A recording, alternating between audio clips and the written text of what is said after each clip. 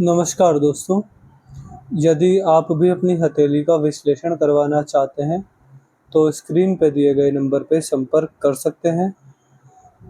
ये एक right hand mail palm है। उम्र है आपकी लगभग 52 वर्ष। हाँ, 52 वर्ष ही आपकी आयु है। और आपके सवाल थे कि कब तक मैं कमाऊँगा, बिज़नेस कौन सा कर सकता हूँ, जॉब कब चेंज करनी है, संतान को सफलता कब मिलेगी, राज्यों के क्या संकेत हैं आपके हाथ में, ये आपने सवाल पूछे हैं। मेजर आपका सवाल है कि व्यापार करें तो कौन सा करें जो कि अच्छा चलेगा। तो आपकी हस्तरेखा देखते हैं और हमको यहाँ पर जो भी समझ में आता है, कुछ अच्छा बुरा जैसा भी, वह सब आपको बताने का प्रयास करते हैं। सबसे पहला यह है बुध की उंगली, और ये सूर्य की उंगली के पहले पूर्व तक पहुंच रही है, जो कि ये संकेत करती है कि व्यक्ति मनी मैनेजमेंट में और टाइम मैनेजमेंट में बहुत अच्छे होते हैं। ऐसे व्यक्ति को समय का पूरा पता होता है कि मुझे किस समय किससे मिलना है, किससे नहीं मिलना, किस समय क्या करना है, क्या मेरा डेली रूटीन है, क्या मेरा टाइम टेबल होना चाहिए। तो मैंने ज़्यादातर ऐसे लोगों को समय का दुरुपयोग करते हुए नहीं देखा। सारे काम टाइम पर कर लेते हैं, सारी जिम्मेदारी अपने टाइम पर निभा लेते हैं। बात करें पैसे की, तो ऐसे व्यक्ति मनी मैनेजमेंट भी अच्छा करते हैं। ऐसे व्यक्ति की इन्वेस्टमेंट हमेशा डाइवर्सिफाई रहती है कि कुछ पैसा मैंने वहाँ लगाया हुआ है, कुछ पैसा प्रॉपर्टी में, कुछ मार्केट में, कुछ कहीं है, कुछ कहीं है। तो इन्वेस्टमेंट डाइवर्सिफाई रहती है और अच्छा पैसा व्यक्ति के पास होता है। और जहाँ तक कि बस बड़ा पैसा आ जाए, तो आपने कहीं कहीं देखा होगा कि बड़ा पैसा है, संभाल नहीं पाए, बहुत खर्चा कर दिया और उसको प्रॉपर इन्वेस्ट नहीं करा। तो ऐसा व्यक्ति के साथ कभी नहीं होता। ऐसा व्यक्ति हमेशा अपने पैसे का प्रॉपर इन्वेस्टमेंट करता है, पैसे का सही उपयोग करता है। अपना तो अपना, दूसरों के पैसे का भी व्यक्ति सही उपयोग कर लेता है। तो कुल मिला के अच्छा मनी मैनेजमेंट और अच्छा टाइम मैनेजमेंट, यह उंगली, बुध की उंगली हमको यहाँ पर आपके हाथ में दिखाती है।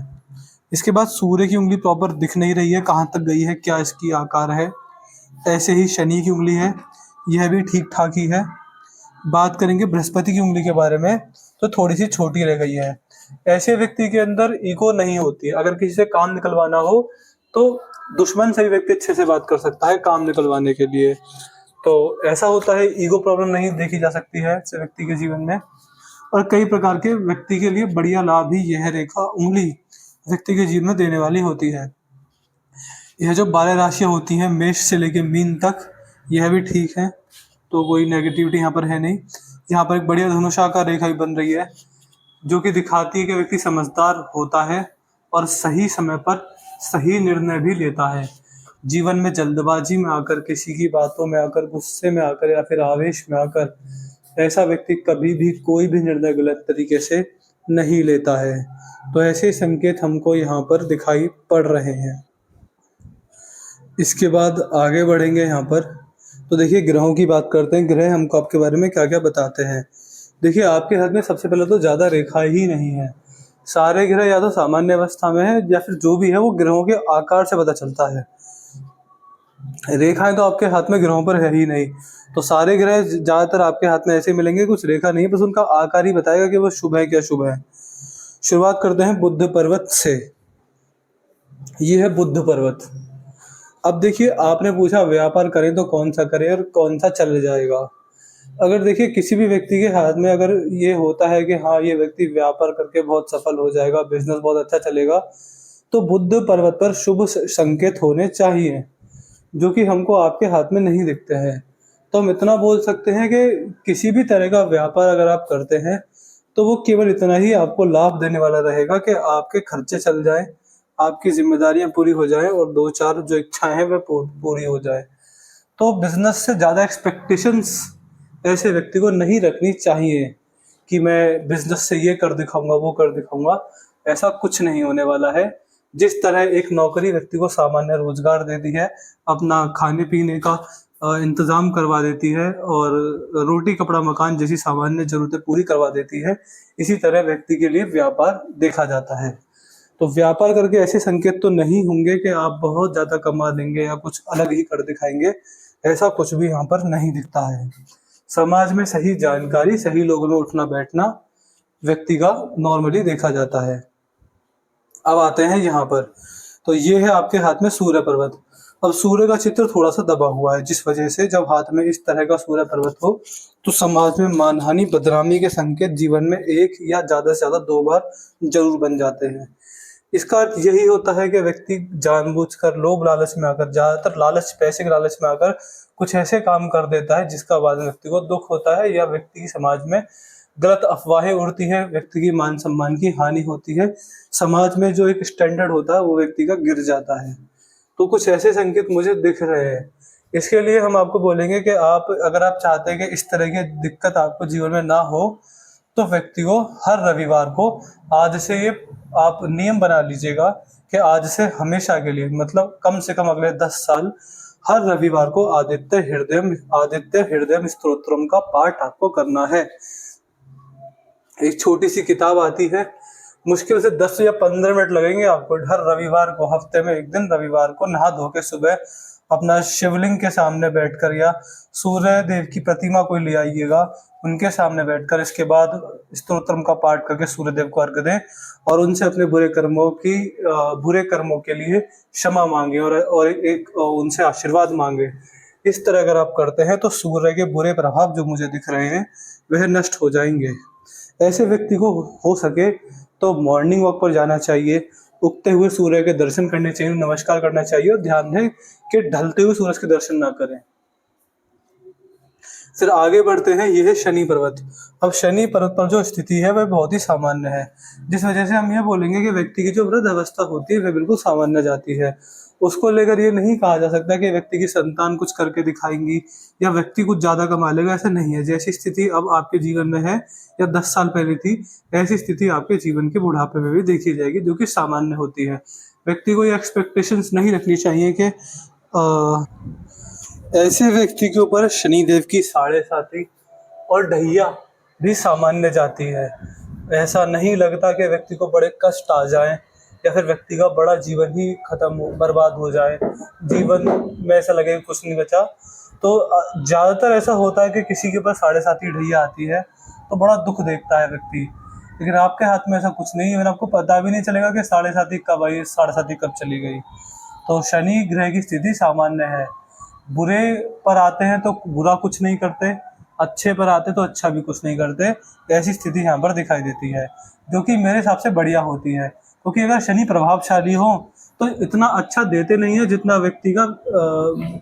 व्यक्ति की बर्बादी कर देते हैं 7.5 ढैया में। तो ये स्थिति बहुत अच्छी मानी जाती है सामान्य होने के बावजूद भी।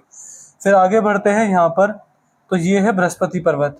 अब देखिए, बृहस्पति पर्वत पर कोई विशेष रेखा आपके हाथ में नहीं है, जिस वजह से व्यक्ति को कुछ बातों का ध्यान रखना चाहिए, जैसे कि अपने घर के बड़े बूढ़ों का मान सम्मान लगातार होता रहे, नियमित रूप से होता रहे, और हो सके तो मंदिर में सुबह उठकर साफ सफाई कर दें, आपके लिए बहुत अच्छा रहेगा। समाज सेवा करें, अन्न का दान लगातार करते रहें, आपके लिए वो भी बहुत अच्छा रहेगा। ऐसे व्यक्ति को ये भी ध्यान रखना चाहिए कि द्वार पर आएगा कोई भी व्यक्ति खाली हाथ कभी जाए ही कुछ ना कुछ लेकर ही जाए, क्योंकि ऐसा जब बृहस्पति का क्षेत्र होता है तो व्यक्ति के लिए अटकलें लगाई जाती है कि ऐसा होगा कि जीवन में कभी ना कभी, वो पता नहीं कब होगा, या हो भी चुका होगा या नहीं भी हुआ होगा, कि परमात्मा किसी भी रूप में आते हैं व्यक्ति के द्वार पर, व्यक्ति की परीक्षा लेने। तो यह रेखा हो, इस तरह का बृहस्पति हो, तो व्यक्ति को बोला जाता है कि द्वार पर ध्यान नहीं, कभी कोई व्यक्ति आवे खाली हाथ ना जाए। तो ऐसा यहाँ पर देखा जाता है। ये है आपके हाथ में आपका मंगल पर्वत। यहाँ पर एक रेखा है, देखिए ऊपर के चारों ग्रहों पर रेखा ही थी ही नहीं, जिसका अर्थ है कि बड़े पैसे के लक्षण नहीं है व्यक्ति के जीवन में, मतलब सामान्य है। मैं इसको देखकर आप निराश मत होइएगा कि मैं ये नहीं कह रहा कि बड़ा पैसा नहीं है, पैसा ठीक है, आपको संतुष्ट कर दे इतना है। व्यक्ति एक आध प्रॉपर्टी जोड़ लेता है, व्यक्ति कुछ पैसा बचा लेता है, व्यक्ति अपनी सारी जिम्मेदारी को पूरा कर लेता है, इतना जितना पर्याप्त हो उतना पैसा आपके हाथ में बहुत आराम से दिखता है। हाँ, तो बातें हैं मंगल पर। अब देखिए, ये है मंगल पर्वत। अब मंगल पर्वत पर आपके हाथ में मंगल रेखा है, जिसका ये जो कंफर्म कर देती है कि व्यक्ति अगर अपनी सेविंग्स को बिजनेस की बजाय प्रॉपर्टी में लगाए तो ज़्यादा बड़ा पैसा बनाएगा। और ये भी कंफर्म है कि आप अपने जीवन में बड़ा हिस्सा प्रॉपर्टी में ही इन्वेस्ट करेंगे, जिसका आपको आगे चल के लाभ भी मिलेगा। अगर मैं बोल सकता हूँ कि बुढ़ापा सही है, तो वो इसी वजह से कि आपके द्वारा ली गई प्रॉपर्टी से किसी प्रकार की रेंटल इनकम या किसी प्रकार का डिविडेंड आ रहा होगा। तो ऐसे संकेत यहाँ पर हैं। और जब मंगल रेखा हो तो माना यह भी जाता है कि व्यक्ति ने अपने पूर्व जन्म में यानी पास्ट लाइफ में अच्छे कर्म भी किए हैं। इसका एक संकेत यह होता है कि परिवार हमेशा साथ देता है। परिवार ऐसे व्यक्ति का कभी पीछे नहीं हटता, चाहे व्यक्ति के ऊपर कितना ही दुख बरस जाए, कितना ही सुख आ जाए, परिवार हमेशा साथ खड़े रहता है। तो ऐसे संकेत यहाँ पर मुझे दिखाई पड़ रहे हैं। इसके बाद अगर आगे बढ़ेंगे तो ये है शुक्र पर्वत। अब शुक्र पर्वत पर आड़ी रेखाएं यहाँ पर दिखाई पड़ती हैं। जब शुक्र पर्वत पर इस प्रकार की आड़ी रेखाएं हो तो ऐसे व्यक्ति को थोड़े बहुत, मैं कहूँगा थोड़े बहुत फैमिली इश्यूज होते हैं। ऐसे व्यक्ति को पारिवारिक समस्याएं हो जाती है और कहीं ना कहीं से व्यक्ति परिवार को लेकर कष्ट में हो जाता है। ऐसे व्यक्ति की कुछ गलत आदतें भी हो सकती है, ऐसा भी यहाँ पर देखकर बताया जाता है। तो कुल मिला के जो शुक्र की स्थिति है वो सामान्य दिखाई पड़ती है। थोड़ी बहुत आड़ी टेढ़ी रेखा है जो आपके जीवन में बहुत थोड़ी सी ही पारिवारिक समस्या को दिखाती हैं। अब आगे बढ़ते हैं आपके हाथ में यहाँ पर। तो ये है आपके हाथ में आपका केतु और ये है राहु। यह दोनों क्षेत्र यहाँ पर ठीक है, सामान्य अवस्था इनकी मुझे यहाँ पर समझ में आती है। तो राहु केतु की अवस्था सामान्य है। चंद्र पर्वत ठीक है। एक आध आड़ी रेखाएं हैं जो कि व्यक्ति को पाचन तंत्र से जुड़ी समस्याएं देती हैं ऐसे व्यक्ति को। इसके बाद आगे बढ़ते हैं मंगल पर्वत की तरफ। तो मंगल का क्षेत्र आपके हाथ में सामान्य है। यहाँ पर कोई गड़बड़ वाली रेखा नहीं है और अच्छी भी नहीं है, ठीक ठाक है। इसके बाद आगे बढ़ते हैं आपकी रेखाओं की तरफ। अब तक जो हमने देखा वह आपकी उंगलियां थी, आपका ग्रह थे। अब आपकी रेखाएं देख लेते हैं। रेखाएं आपके बारे में हमको क्या क्या बताती हैं। ये है चंद्र पर्वत, सॉरी चंद्र से निकली हुई भाग्य रेखा। अब देखिए ये आपकी भाग्य रेखा है। अब आपको ऐसी भाग्य रेखा हर किसी के हाथ में मिलेगी नहीं। किसी के हाथ में ऐसी होती है, किसी के हाथ में ऐसी, ऐसे ऐसे ऐसे, ना जाने कितने कितने तरह की भाग्य रेखा होती है। आपके हाथ में कौन सी है? टेढ़ी भाग्य रेखा जो कि चंद्र के क्षेत्र से निकली है। इसलिए सबसे पहला तो इसका लक्षण ये होता है कि ऐसे व्यक्ति के इष्ट देव भगवान शिव होते हैं। ऐसे जातक को भगवान शिव की भक्ति करनी चाहिए। जितना व्यक्ति भगवान शिव का नाम जप करता है अपने जीवन में उतना ही अपने आप को सुखी एवं सफल पाता है। दूसरा, जब हाथ में इस प्रकार की ये भाग्य रेखा हो तो जो भी काम व्यक्ति के चलते हैं, फिर चाहे वो किसी प्रकार की नौकरी हो या किसी प्रकार का व्यापार हो, तो वो चलते हैं जन्म स्थान से दूर जाकर।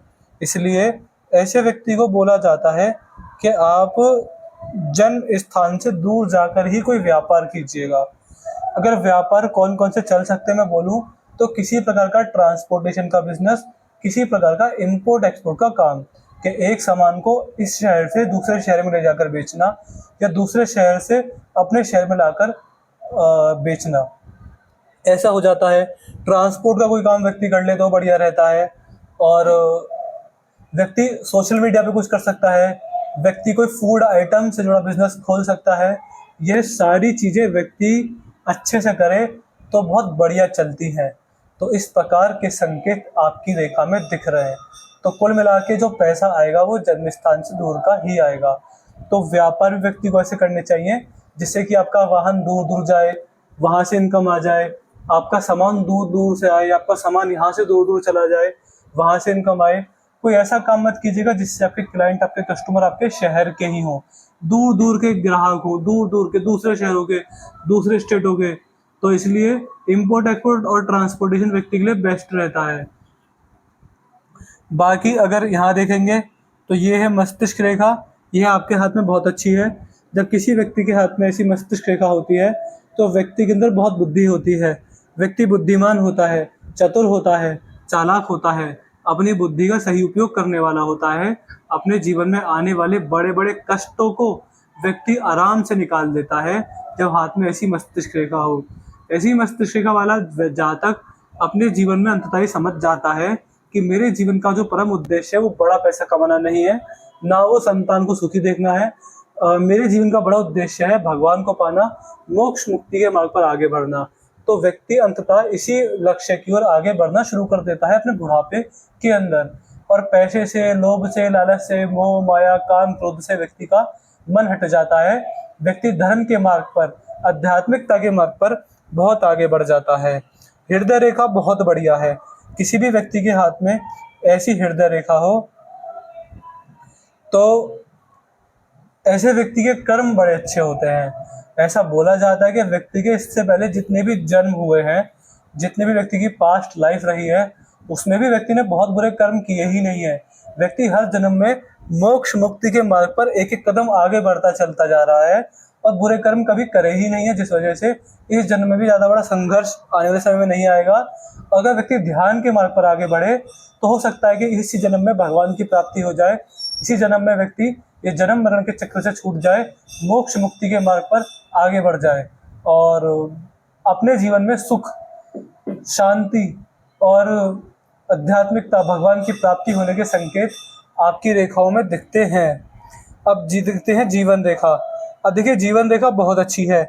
इसको लेकर हम ये नहीं कहेंगे कि बहुत लंबी आयु है, छोटी आयु है। सामान्य आयु के लक्षण हमें आपकी जीवन रेखा में दिखते हैं।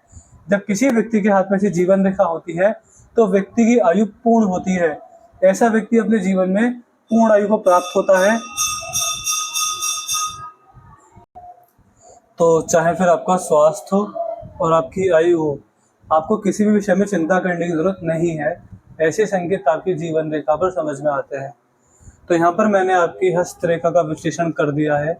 मुझे यहाँ पर जो भी जैसा भी समझ में आया मैंने बता दिया। आपके परिवार के बारे में, आपके पैसे के बारे में, आपका स्वास्थ्य, आपकी आयु, आपका कर्म, आपका जीवन किस तरह का हो सकता है, क्या क्या शुभ है, क्या अशुभ है, आपको जानकारी मिल गई होगी। इसके बाद भी कोई डाउट, कुछ क्वेरी, कुछ भी बच जाए, आपको पूछना हो बिल्कुल पूछ लीजिएगा। सारे सवालों के आपको जवाब मिल जाएंगे। एक अपना रिव्यू आप छोड़ दीजिएगा, आपको वीडियो कैसी लगी, आप हमारे एनालिसिस से सेटिस्फाई है या नहीं है, आपका रिव्यू क्या है ये बताइएगा। और उपाय मुझे आपको कौन कौन से देने हैं। देखिए, कोई जनरल उपाय तो नहीं है, बस इतना हम कहेंगे कि आप, कोई ऐसा दोष नहीं दिखा हमको कि आपको उपाय करने चाहिए। हाँ, एक आप यही समझ सकते हैं कि जो ऊपर के ग्रह होते हैं यही पैसे के कारक होते हैं। यहाँ पर कोई रेखा ना हो तो बड़ा पैसा नहीं बन सकता। तो एक हम आपको भाग्य रेखा के उपाय जरूर दे देंगे। बाकी तो कोई गड़बड़ आपके हाथ में है नहीं, तो उपाय के लिए हम आपको भाग्य रेखा के उपाय दे देंगे। आप उन्हें कर लीजिएगा, कुछ समय तक तो आपको करने ही रहेंगे। तो मैं आशा करता हूँ कि यहाँ पर आपको आपके सारे सवालों के जवाब मिले होंगे। तो चलिए दोस्तों, मिलते हैं अगली वीडियो में। तब तक के लिए जय हिंद, जय भारत।